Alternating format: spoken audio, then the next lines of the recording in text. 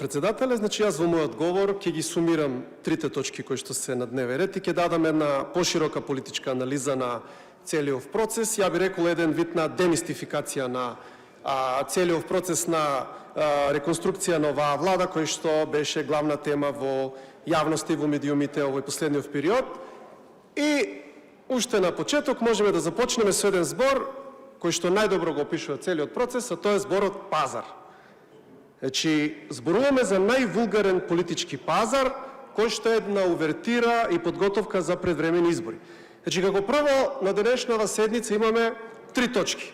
Значи, имаме разрешување на министри, именување на министри, имаме разрешување на заменици министри, но немаме именување на заменици министри. Зошто? Затоа што очигледно пазарот со замениците министри внатре во владачката коалиција уште не е завршен. И јавноста треба да знае дека кај нас заменик министер е практично на ниво на министер. Значи, тој има посебен кабинет, секретар, тим, службено возило, шофер. Значи, прашањето е зошто во една од најсиромашните држави во Европа ние имаме дупли министри, наместо да биде обичен заменик кој што ќе го заменува министерот кога е отсутен, а тоа е затоа што секако замениците министри со нивниот висок статус се фактички една од главните парички за раскусурување кога се работи во внатрешните пазари на владеачките коалиции. Секако цената за овие плати, за овие кабинети, за сите тие трошоци не ја плаќа тие, туку ја плаќа македонскиот народ. Понатаму сакам да зборувам за непринципиелното бранење на министерот за земјоделие на интерпелацијата која што му беше во собранието. Значи, пратениците на владачката ВМРО ДПМН викаат, зборуваа за какви резултати постигнал, понатаму внезел ред во хаосот, колку било сега подобро во земјоделието од порано и слично. Прашањето ако е така, зошто сега го менуваме?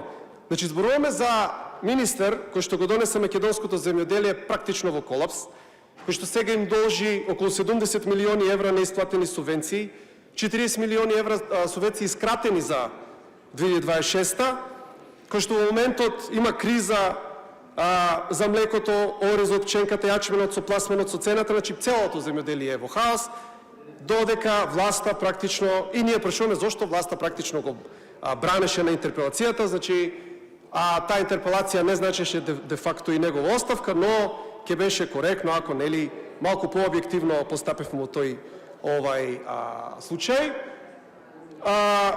Интересно е како Министерството за земјоделие се третира како еден вид на Жежо Костен, Жежо Компир кој што се подаваше барем доскоро во јавноста помеѓу коалиционите партнери и сега е дадено на знам затоа што очигледно се во многу послаба политичка позиција.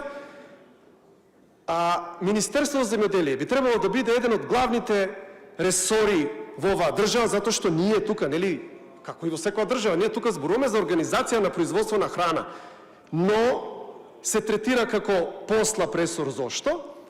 Затоа што проценката е дека ќе биде полошо за пиар во наредниот период и за ефтино собирање на политички поени. Значи, очигледно власта планира, нема пари за земјоделците, очигледно, и власта планира Министерството за земјоделие да го пушти низ вода. И тука е сршта на оваа реконструкција, дека не се работи за кадровска политика која што би требало да донесе подобри резултати во владата, туку е една несуштинска и чисто политичка реконструкција.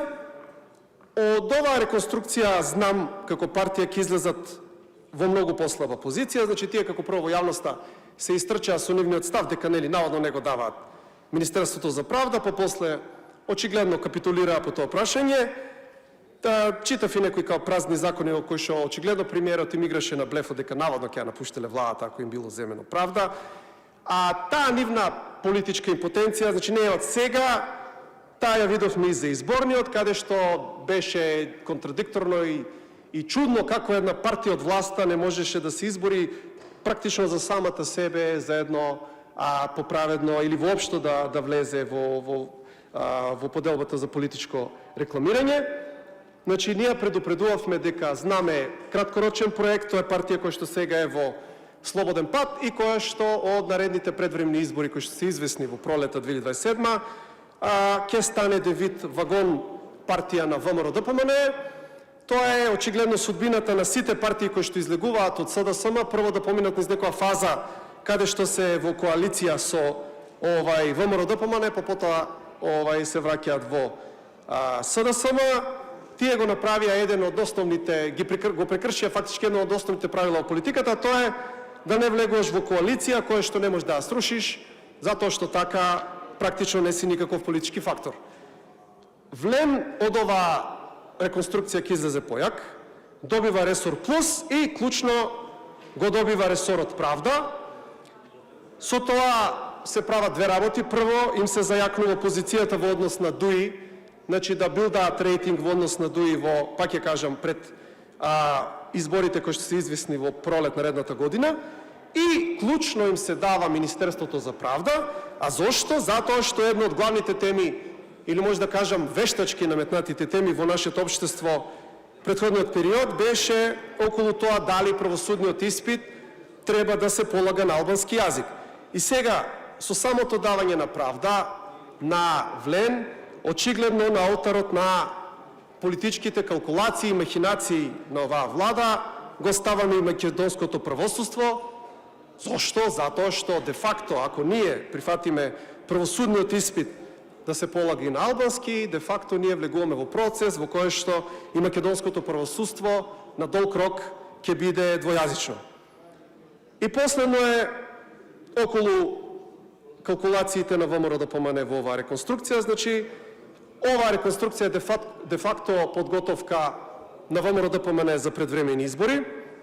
Се постава прашањето зошто воопшто треба да имаме предвремени избори, затоа што владата е близко до двотретинско мнозинство, одамна не сме имале ваква стабилна влада.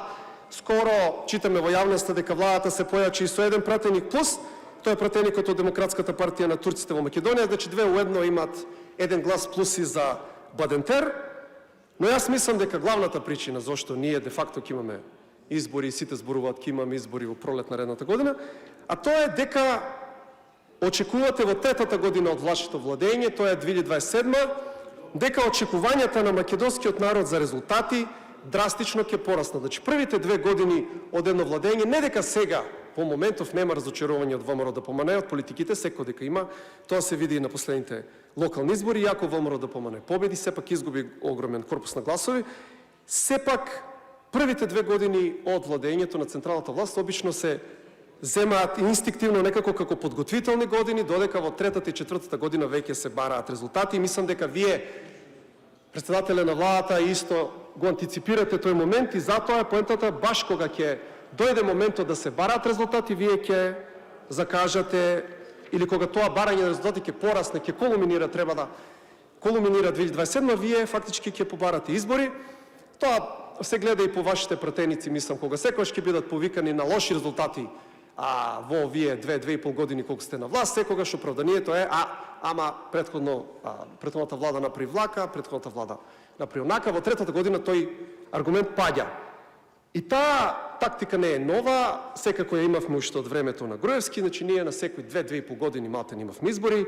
Тоа е еден вид стварање илузија на некој нов почеток, на нова влада. Значи ние од почеток почнувавме секогаш на секои 2-2,5 години. Не можеше македонскиот народ да се навикне на една влада и ние влегувавме во нов изборен циклус. Тоа е сега очигледно и тактиката која што ќе ја видиме и сега. Нова влада, нов почеток, иако се продолжува по старо. И секако во овие 36 години не може македонскиот народ да очекува нешто ново од влада на ВМРО-ДПМН, која што била повеќе од половина од тоа време на власт. Единствено ново кое што ќе биде, и тоа посебно после овие предвремени парламентарни избори, е дека после овие предвремени парламентарни избори на пролет 2027, главниот ривал на ВМРО-ДПМН за власта ќе биде левица. Благодарам.